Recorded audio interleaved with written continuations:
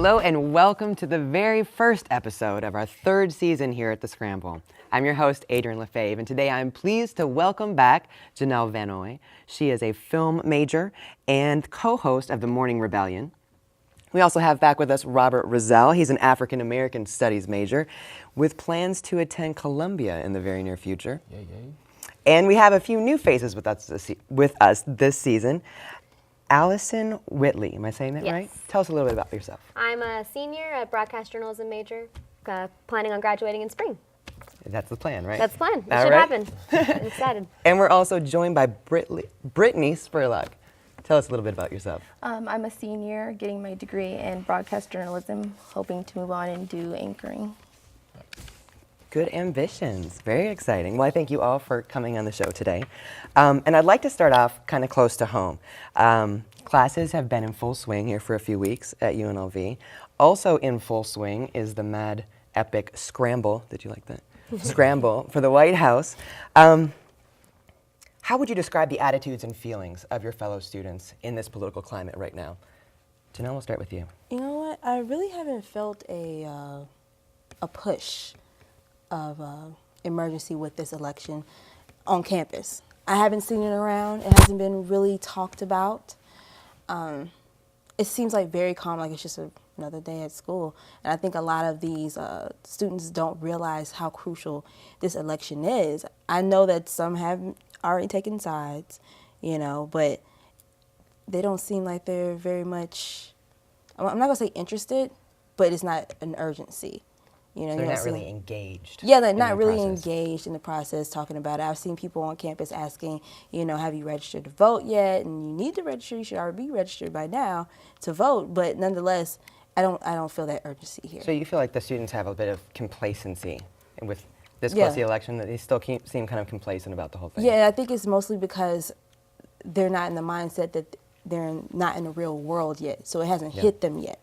And I think this election is very crucial because by the time most of them graduate, it's going to mean something. It's going to mean something. Brittany, do you agree with that? Do you think it's pretty complacent attitude? I do. The last election, people were really on top of it because it was something different. You know, it was our first African American Black president. And so people were really talking about it and trying to decide what to do and who to go with. And now it's just kind of, you know, people are like, I'm in the middle. I don't know what to do. I don't know who I'm going to go for. I don't have this certain feeling about it. I'm just kind of, you know, it's another election. It's not any different than it was, you know, than it's going to be the next election. So people aren't really making it a big deal this time. So you think students are really just not very engaged in this? Do you not get a sense that they're leaning one way or the other at all? I also kind of feel like this election's been going on for so long, like the Republican primaries, everything's been talking about for so long. So I just kind of feel like it's creeped up on us, and now we're here, and it's just kind of, people don't really care, and it's, I don't know. My personal opinion is I just kind of feel like, does it really matter who wins? I mean, they both have, I don't know, are they both going to do something different? I don't know. Like, it just kind of seems, it doesn't like it's going to affect me. So it's not a topic you guys talk about in classes when you're... Yeah, I mean, it is. I mean, we're in journalism classes, so it is something that we touch on. You're but required to talk yeah, about but politics? I don't think that anybody really isn't that much on top of it or informed. See, and that's what's going on. That's the kind of thinking that's going to be very crucial with this election. And this is a negative way of thinking, because this affects you. You're getting ready to graduate. I know it affects me. I'm just saying that I don't think any of the students in my class or in my area really feel that. And I know that is a bad thing, but I mean, it's just been going on so long. And also this election, there's been so much negative bashing on both sides that it's not been about the issues. It's not been about the politics. It's been about anti-Obama and anti-Romney and Mormonism and things that don't matter. And it's just, I think students are accepting that and not looking at the politics, and they just don't care. Okay. Robert, do you agree? Quickly, what is your opinion? Well, I think students the first couple weeks back are worried about classes. They're just self-absorbed. They're like, what election? No, I mean, what election? most students that I know of, they're working 40 hours a week to pay for school, and they're taking full-time classes. I mean, that's a lot for students to do, and to ask them to be fully engaged in something, as she said, seems like it's been going on since last November. Mm-hmm. You know, it's kind of hard for them. It's kind of hard to do that. So they have to prioritize. I mean, for them right now, making sure they get ahead in their classes, don't fall behind, making sure they stay on top of, schoolwork, stuff like that, make sure they, are working and making money so they can pay bills, I think is a priority for them. But I see the voter registration drives. I see people coming into class, people came in 2 of my classes today, passing out voter registration forms, trying to get people registered to vote. So I don't think that people aren't thinking about it. It's just we're not really talking about it passionate because about we're worried about other things right now. We're worried about other things right this second. But in 2 weeks, it could change? yes. All right, so we're going to go from UNLV, a little more global. Unrest in the Middle East is an ongoing challenge for American forces, American diplomats. But a new film that really denigrates Islam and the Prophet Muhammad has sparked a new wave of violent outrage throughout the Middle East and Northern Africa. In one of the worst attacks on September 11th, the U.S. Embassy in Benghazi was attacked with military precision by Islamic militants, and they killed U.S. Ambassador to Libya, Christopher Stevens, and three others. Even now, protests throughout the Muslim world are continuing. What's going on with this? Is anti-American sentiment on the rise, or is this just the actions of a few extremist groups that are outraged about this film?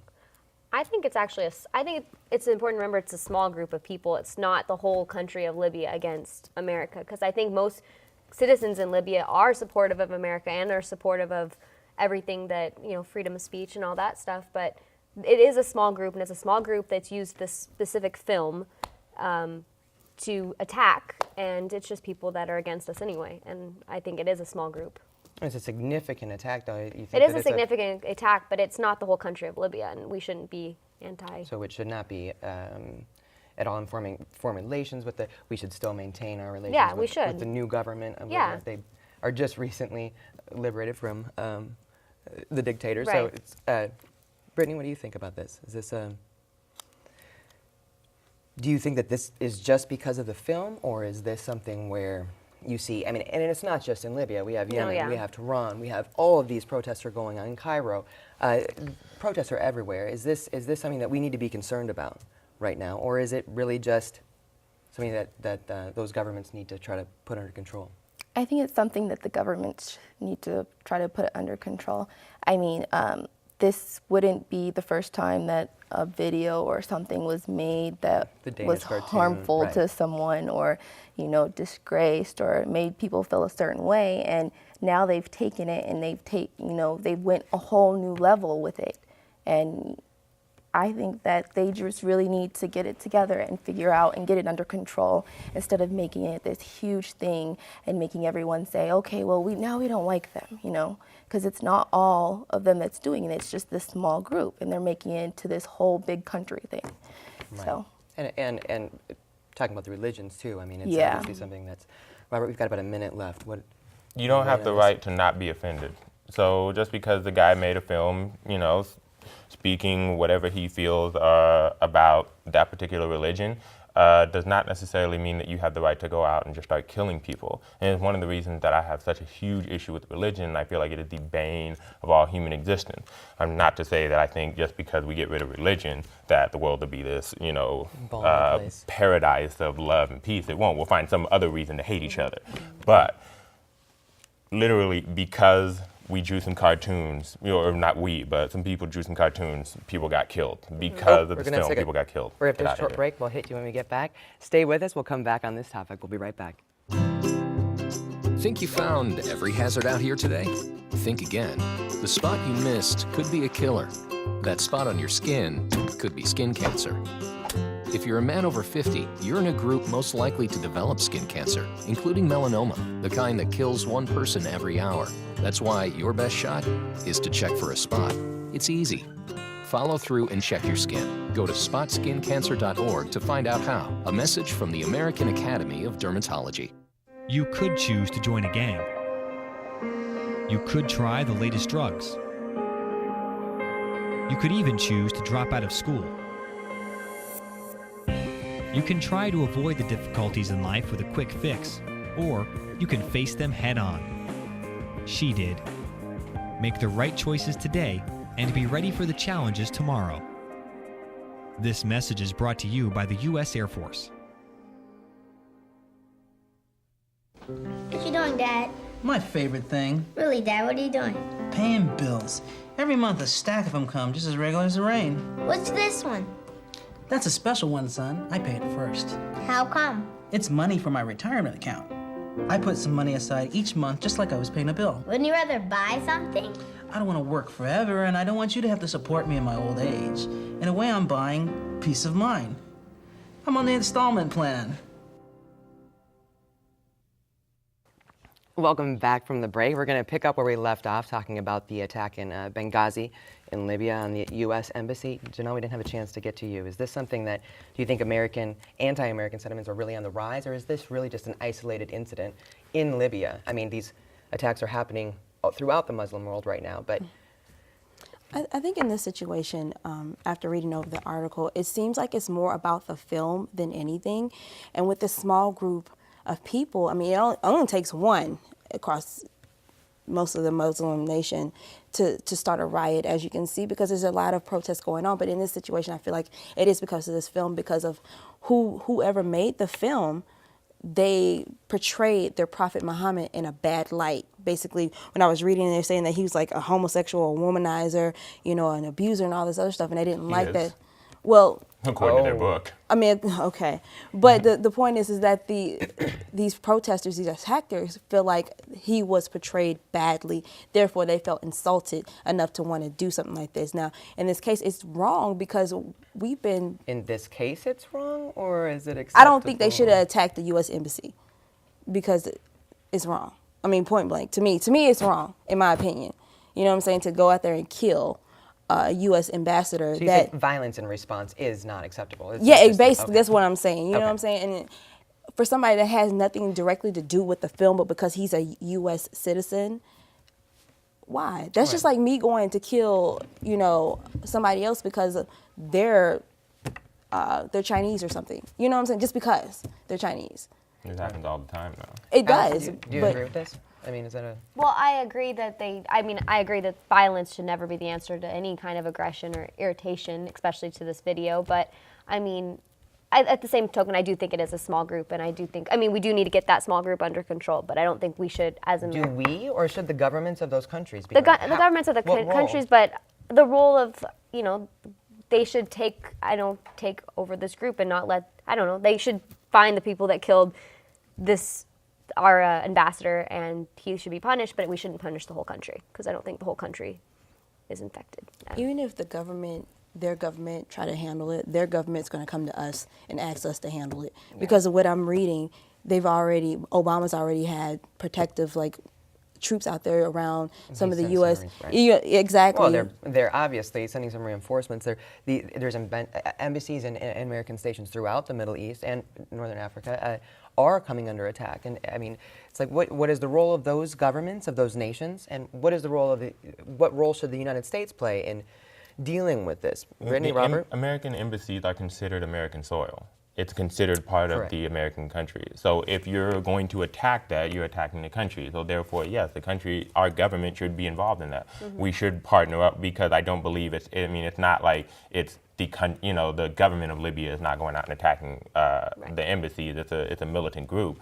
So the countries can easily work together, but I don't think we should just stay out of it. And just, we just let our soil get attacked. We're just cool. So you agree with the Obama administration sending over the Marines to help Libya hunt down some of the people that are responsible for this? Yeah. It's their responsibility. They attacked our soil. That's part of our country, that's part of our government. The U.S. embassies are. So yeah, I don't see a problem with that. Brittany, do you want to weigh in on this one? What do you think? Is the U.S. taking the right steps in this? Should the governments of those nations be doing more? How do you respond to that? I think that the governments probably should be equal.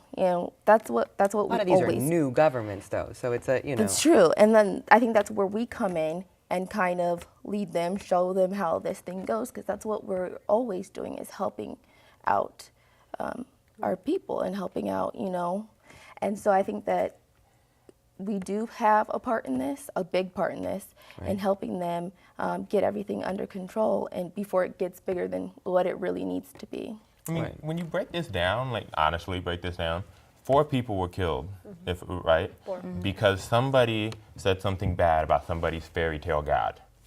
Ooh, we're Can- getting can- are this. we are we serious about this? Like, are we really, This you stuff know, goes on trying? all the I don't- time, that's- every day. But to those No, but I'm saying, people- but that's That's part a of it. fairy That's part tale. of it. Robert, And that's a fairy big tale. statement I to agree say. with you. It's not a bold Whoa. statement. It's But not a bold statement. They are. But that is all true, of the three though. major Abrahamic religions are fairy tales. They are. Okay, all right. We're gonna have to take a break. We might have to just leave it there. Coming up next, we're gonna get reaction to comments made by Mitt Romney about the attack in Libya. Could his statements impact the election? Stay with us.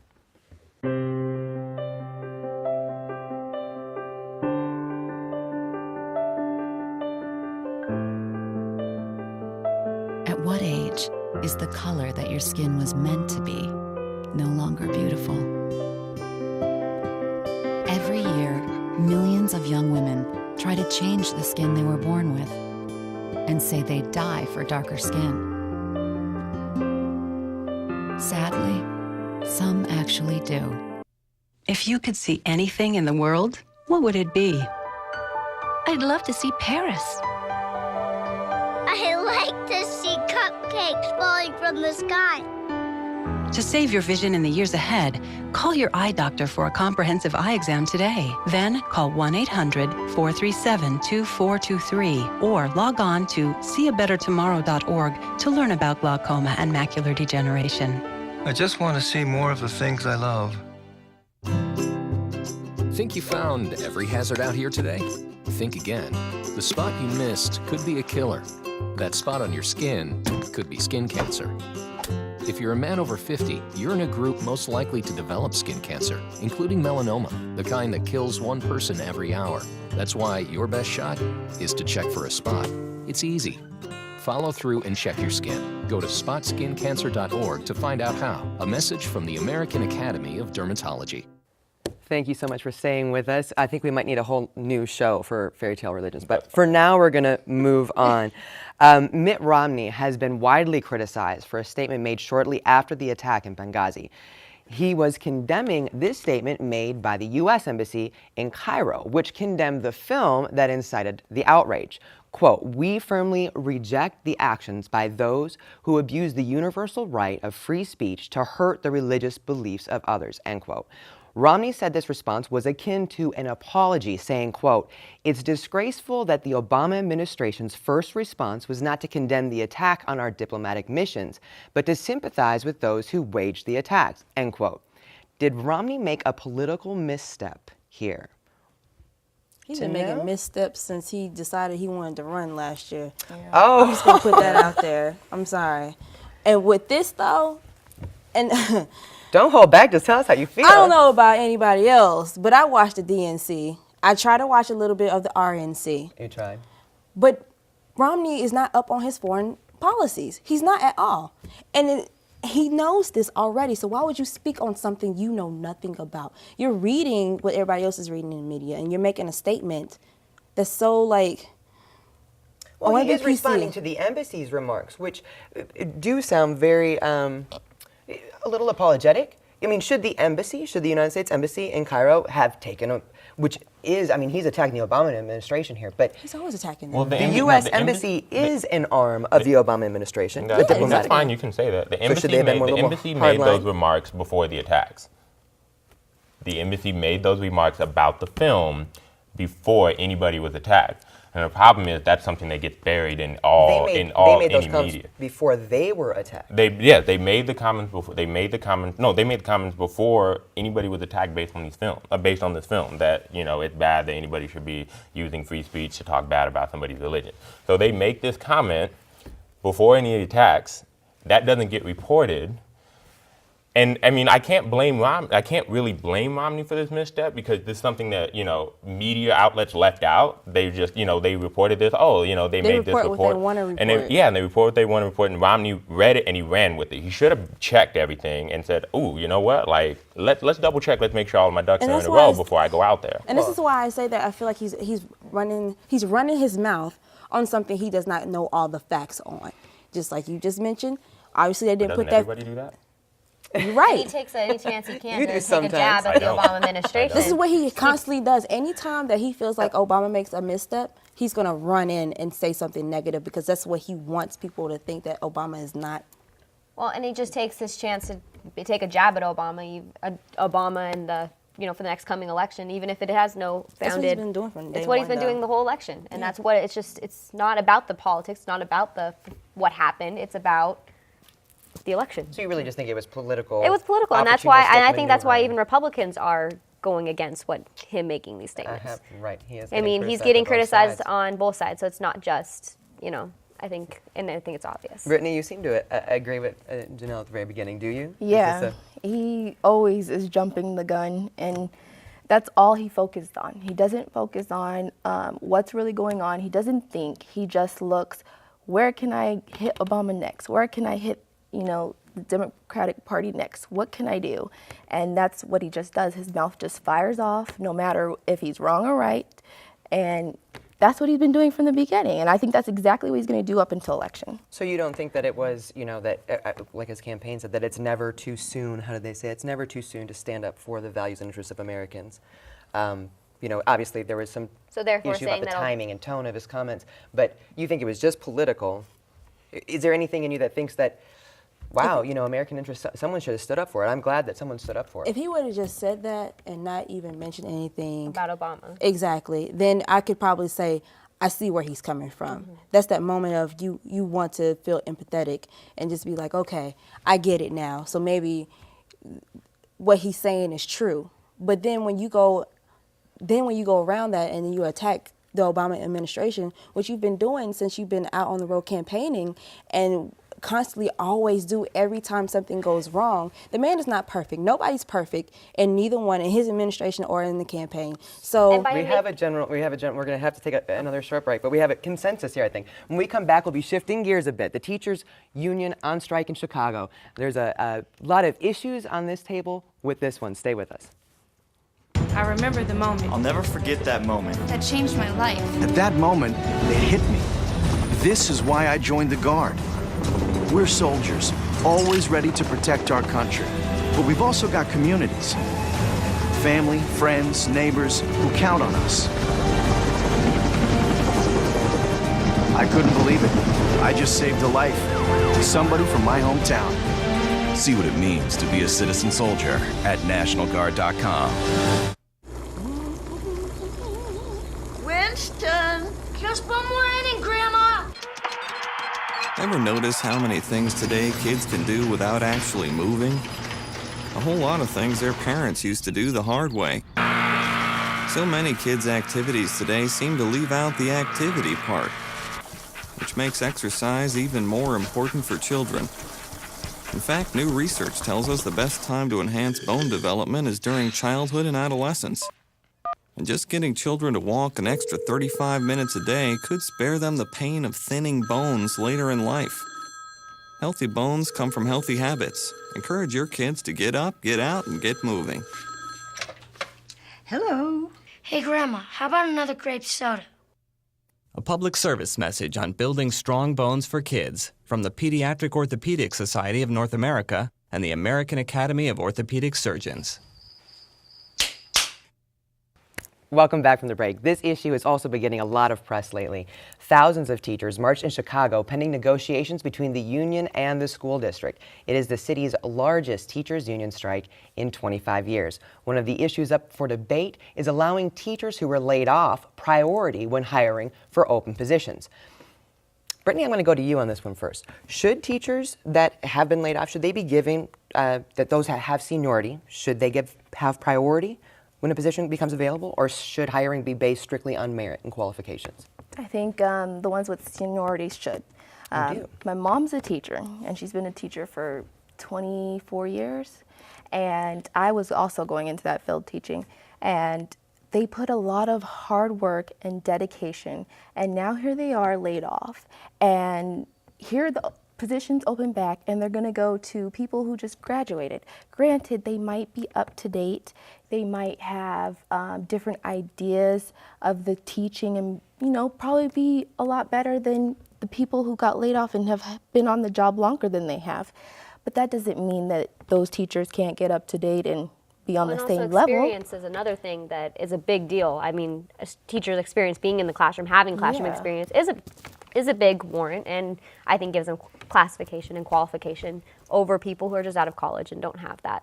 So seniority matters. I think seniority should matter. I mean, and I think these teachers even if they're out of touch with, all these technologies that are coming. Well, I mean, what's to say they're out of touch? Like, what is the basis saying? They put in an application, you look at what they have, it's like, okay, yeah, they have 12 years of experience, and then you talk to them face to face and see if they know about the newer technologies going on, that stuff. It's not like we're saying, oh, well, this person has 12 years, we're writing that man a check and letting them come into the classroom. They're not doing that. They're sitting there and what the Chicago Public Teachers Union is saying, okay, look, the reason you're laying off these teachers is because of you're basing their success on a metric that doesn't work in their standardized testing. And so they don't want them to be allowed to be, number one, fired based on that merit. And then number two, if they do get fired, they want them to be able to get right back into the job quickly because they were fired based on some unfair metric. So it's one or the other. That's what they're really fighting on. I mean, this strike comes down to a myriad of different issues. I mean, this is probably 10% of it. You got classrooms that don't have air conditioning, that have leaky roofs, that are 45, 50 students in, that teachers are having to deal with. And anybody who's been a teacher, and I'm pretty sure, your mom can attest to this, if you have 2 or 3 students in a classroom full of 50 that are being rowdy, and you're having to go corral those 3, the other 47 aren't getting any instruction. They're getting nothing out of it. Right. And so that's where they're losing on this battle. So, those are the issues. Do you agree with I consensus feel like, on seniority issue here? I feel like it should be seniority. I mean, this is also happening in other fields, too, college graduates are applying for jobs and then they're not able to get them, or if they have enough experience, internships, or whatever the case may be, they're hiring over teachers that have been in the business for over 20 some years. Yeah. And then the simple thing to do is, and I know it's probably going to cost a lot of money, is to give them training classes on the new technology. What's wrong with that? What's wrong with giving them a little training over the summer to learn some of the new techniques and new training, new technologies that are going into the education system now and things of that nature? And I think it's so ironic in the way that this is happening with a town where the president of the United States is from. It's his hometown. Yes, it's his hometown. Plus the mayor used to be his chief of staff. And then they're making this big uproar. And he has come out and saying this is not good. It's not good for the kids. It's not good. It's not good for the children. It's not good for the kids. It's not good for the kids at all because a lot of these parents are working middle-class parents. And they have to find places for their students to go they got to find their 4 kids. days. Or they have to leave school. They have to leave work. They can't go to work because they got to watch their kids because they have nowhere to put them. They can't afford daycare. Do you think it's going to make Obama have to choose sides? We just have a few seconds left, but do you think it's going to make him have to choose sides as far as agreeing with Rahm Emanuel, his former chief of staff, agreeing with the unions? He's already made a statement saying basically this is about the kids. Do what's best for the kids. Basically, that's it. I don't think he's necessarily going to take sides because this is his hometown and this is somebody he used to work to. Yeah, he's going to be PC about it. All right. Well, that is going to have to do it for us on this first edition of the 3rd season of The Scramble. For everyone here, for Jenelle, Alicyn, Robert, and Brittany, I thank you very much for joining us, and we hope to see you right back here next time on The Scramble. Make it a great night.